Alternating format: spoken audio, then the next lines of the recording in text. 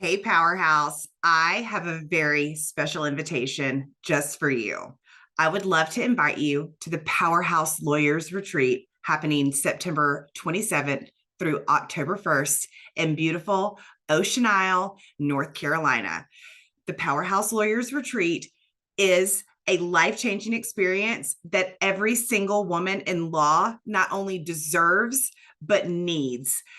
It's a 4-night getaway in a luxurious oceanfront home with all of your needs taken care of in a house full of other powerhouse women who want the exact same things as you. It's more than a mastermind and more than a community and more than just networking connections. Powerhouse Lawyers Retreat is like nothing that's ever been done before in the legal profession. The only words that I can come up with to describe it are life-changing. And if you don't believe me, just ask any of the past attendees who describe it as lightning in a bottle. One of the best experiences of their life, changing the entire trajectory of their career, and a solid differentiation point between life before and after the retreat. One thing is for sure, your life and you will never be the same. So come join us September 27th through October 1st in Ocean Isle Beach, North Carolina. Spots are limited, so go grab yours. Head on over to eringerner.com/powerhouse lawyer retreat. See you there. Are you an ambitious attorney who is ready to build a life that you cannot wait to wake up for? Then you're in the right place. Welcome to Powerhouse Lawyers, a podcast for the powerhouse in each of us. I'm your host, Erin Gerner. And if you're ready to practice law differently, let's go.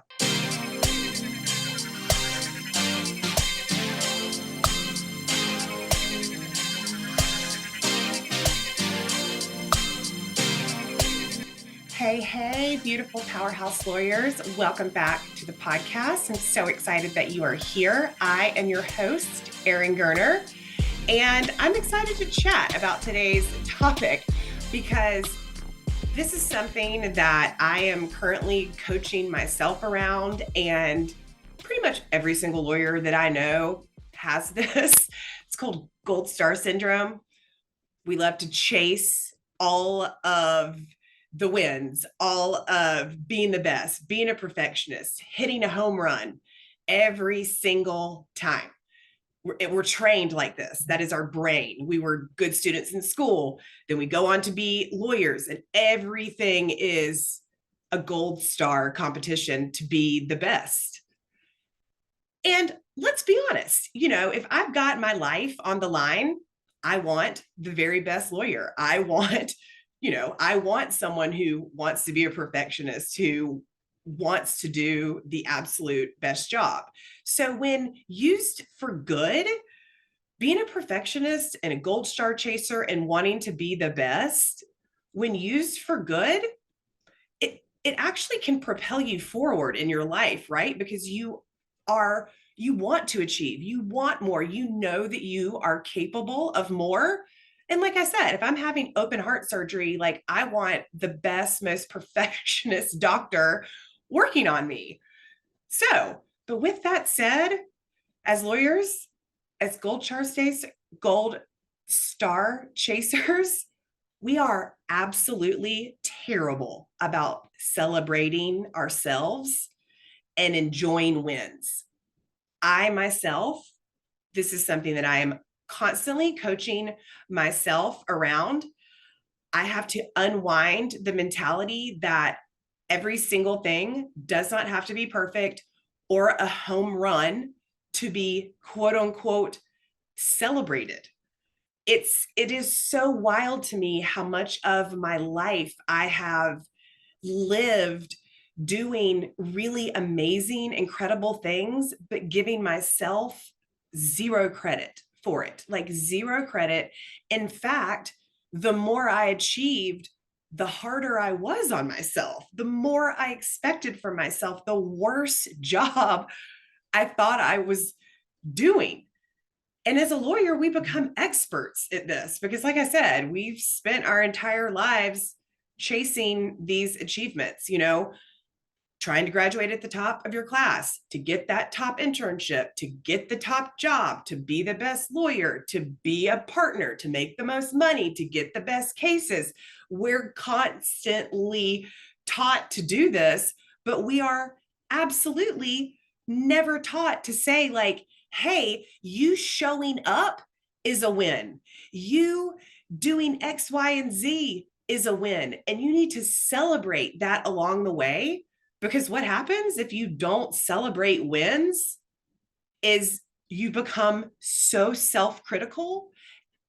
And unless it's absolutely perfect, you're almost paralyzed because you don't know how to say you're doing a good job just for showing up and trying to do something different, even if it's not a hugely visible win. So it's not a freaking home run. Maybe you just decided you were going to start your own company and you did your first like live on social media. That is a win. But what I would do and what many of my clients suffer with is if they would do the exact same thing, the minute they would get off, they would criticize themselves, tell themselves how bad it was, what they could have done better, and that they're just not very good at it. Instead of constructively looking back and say, okay, what could I have done better? And let's just celebrate the fact that I did that I was brave enough to step outside of my comfort zone. We're so bad at that. I am trying to get better at this, and I'm in a season of where I really needed to take a step back and like really evaluate what I was doing and how I wanted to be managing my time, managing this life that I've built, that I've hustled, that I've worked so hard for. But I'm constantly battling my internal anxiety and need to be doing all the things to somehow justify my worth, to somehow make me the best, be the best. There's not an award. We're not chasing an award, but we've imagined one in our brains. It's like the craziest thing. So I'll even tell an example. I hosted my first retreat for lawyers. It was amazing. It was absolutely amazing. I mean, you can't even explain. I was so proud of myself, or I should have been. In hindsight, I'm proud of myself. I should have been so proud of myself in the moment when it was over, when I got in the car, when I was like, wow, that was really awesome. I did say that for a second, but the next thing that came up in my mind was, can you do that again? Or was that real? Like, was that just a fluke? Was that just a fluke? You're an imposter, all of these things. It's not that big of a deal, all of this stuff. It is me constantly as a coach. Yes, I coach people in this, but I am also coaching myself. I mean, this is real life. This is the real world. These are real feelings that we're combating. Even when we are succeeding on the highest level, it's always a new level, new devil. We're always having to fight our thoughts. We're always having to bring awareness to them, to analyze them, to look at them with grace and compassion and an open mind, but also be, acutely aware and ready to take accountability and change of them. It's a constant evaluation of our thoughts. And so when I found myself feeling like this, having this crazy imposter syndrome and feeling like, oh, I can't do it again, that was a fluke. I'm coaching myself to accept the win, to sit in the win, to not immediately jump out and go plan the next retreat, which is exactly what I did. And that's fine. There's nothing wrong with that. I'm not criticizing myself for that, but simultaneously with planning the next retreat and being excited about that, I never celebrated the win of the first one. And so that's why I wanted to do this call, to do this podcast, to get this message out there, to just encourage you to start celebrating the smallest wins. Because the irony of that is that I talked to a client the next week, and her response was after I always start my conversations with my coaching clients, give me what's your win for the week, professionally, personally, give me your wins. And she was like, well, I don't really know if this is a win. And she like went into this whole thing. And I backed up and pointed out like 5 or 6 wins. And they were small, but they're wins. Those are the wins you have to celebrate along the way. Because if you don't, like I said earlier, you become so incredibly hard on yourself, you become paralyzed, and you convince yourself that you are not able to try new things, that you are not capable. If you are not celebrating the wins and giving your brain small evidence that it's working, that you can do it, your brain is not even going to believe that it's possible. You have to give it the evidence that it's possible. And that is by celebrating those wins. Not everything in life is meant to be a home run. Hell, that rarely happens. That's like the 1%. We have to have all of the small wins combined with setbacks to really get to the point to where we want to be in our lives.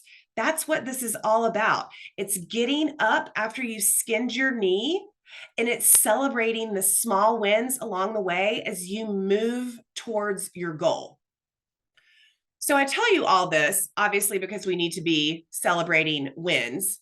I was thinking about this in my own personal life, and why this is so relevant to me right now is because for the next couple weeks, we are, diving into our full-on summer as a family. My oldest daughter is 12, and I looked around, you guys, and I mean, she is 12. I do not have that many more summers with her, and I want to be present, and I want to enjoy this summer.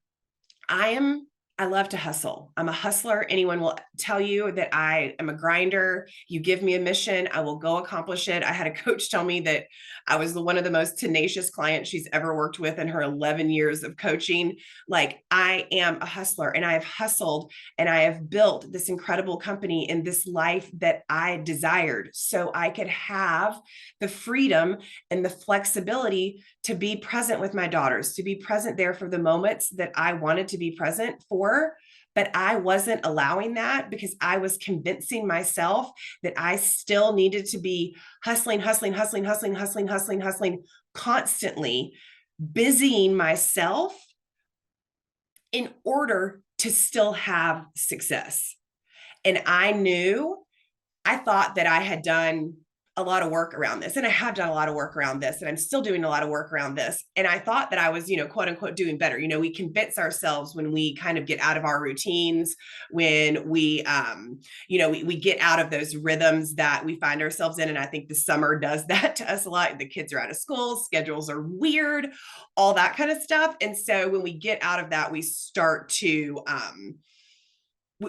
doubt ourselves, and we think that we need to be doing more, and the way we're doing it is not right. And so I have spent the last couple of summers completely unable to relax and enjoy, because in the back of my mind, it was always what I should be doing, what I need to be doing, what I could be doing, who I needed to be talking to. And that was not a healthy mindset for me to be in. And I was aware that that was happening, and I wanted to change that this summer because I wanted to celebrate all of the small wins that have happened, that have been able to create this life where I have the flexibility to work from anywhere, to still serve my clients from anywhere, to do what I love, what I'm passionate about, and still have the flexibility to be a present mom for my daughters. That is what I've built and what I wanted, and I wasn't honoring that. And so I made the conscious choice to get down to the layers of why. Like, why is this happening? What is going on in my mindset that I needed to change? And that's what I wanted to share with you guys, that maybe some of this resonates with you. Maybe it doesn't. But I just want you to know that if you are in this mindset of continuing to feeling like you need to achieve, you need it, go, everything has to be perfect, and are just not celebrating the small wins of your day as a mom, as a lawyer, as just a friend, just not celebrating those small wins, I just want to share with you the mindset shift and the logistical things that I have done to support myself to be able to make this happen. Because the first part of this is your mindset and becoming aware of your thoughts. I had to get aware and clear around what was showing up for me, what these thoughts were, where they were coming from, what I was making them mean, and then how they were and in turn controlling my actions. And just having radical awareness and accountability about that, not judging it, just using it as information. So when you're able to do that and take the guilt and the shame of that, oh my gosh, I've been doing this wrong all along and I'm never going to be able to get it right. That's not true. That's us again feeling like we have to do everything perfectly. It's the perfectionist in us. It's the non-celebrating of anything. The celebration is that now we're trying, we know different, we know better, and we can do better. So mentally, we've got to get in the mindset of being aware and taking stock of currently what's going on in my mind, currently what's going on in my life that I need to change logistically. And then I need to release control and that's the mindset that I need to be working with, right? That I don't need to control every facet of my business in order for me to make money. As much as I have delegated and done all of these things and asked for help and eliminate and done all of the things, I needed to go a layer deeper. If I really was going to have the next couple weeks that I needed to get this on lockdown and get the layers a little bit deeper. And that really required me to get honest with my thoughts, with what was going on in my life and things that I needed to reconcile, release control of, and change the story that I can absolutely still make money and build a business by making some simple logistical and mindset changes for the next couple of weeks that are going to set me up to win. So that's the mindset shift, is just being okay with the season that you are in and taking stock of where you are. And the next thing that I did was logistically, I sat down and I made a list of the things that I do on a daily basis for my business. I listed out the things that I really enjoy doing, that I know that my zone of genius, that I know that I am so good at, that I could like do all day long. And then I know all of the other stuff that's going on the back end stuff that I don't enjoy, stuff that I've already outsourced. I made a list of everything. And I took a long, hard look at that list and said, okay, where are some places here where I can tighten this up? What are some other things that my team can take off my plate and that I need to release control of? Because this is also the mindset piece, right? I had been inadvertently hanging on to aspects and control of different systems and admin tasks that did not need to be mine. They were not income producing activities for me. They weren't in my zone of genius, and they were waste of time. And you accumulate, a wasted 30 minutes over 7 days, you've wasted a lot of time that could be then gotten back. But you have to be able to take a hard look at what's going on logistically for your team, in your office, in your house. What needs to come off? What can we eliminate right now? What doesn't need to be on here right now? What can we do away with? What can I delegate further to you? What can I release control of? And now how can I get myself prepared by preparing ahead of time, which is, I like to tell myself the story that I write better off the cuff. That is a story that's keeping me stuck in procrastination and stopping me from getting ahead and not wasting time. That was a story that I was telling myself. The story that I am now telling myself is, by being prepared and thinking ahead and preparing ahead, I'm actually saving myself time on the back end. So I've delegated to my team. I've taken stuff off my plate that doesn't need to be there. Same in my house, taking stuff off in my house that doesn't need to be there, with the kids, with grocery shopping, get things on automation, all this kind of stuff, to be able to whittle things down. So for the next couple weeks, When I'm traveling, I can manage my portion of the business. It's still running without me, still making money, while I am actually able to enjoy the business and the life that I have created over the last several years. So, for all of my perfectionists out there, for all of my gold star chasers, I want you to know that I see you, I resonate with you. But today, let this be the first day that you start celebrating yourself. Little, something small. Did you make it to the gym this morning and you haven't been in a week? Did you remember to, call that friend on her birthday and send her a funny text? Did you have to deal with a really shitty client, but you know what? You kept your cool and you made it through the conversation and it actually ended better than you thought? Did that happen? There are so many small wins in your day that you are not taking stock of, that you are not giving yourself. We work in such a fast-paced, draining profession that requires perfection on a level that is sometimes inhuman.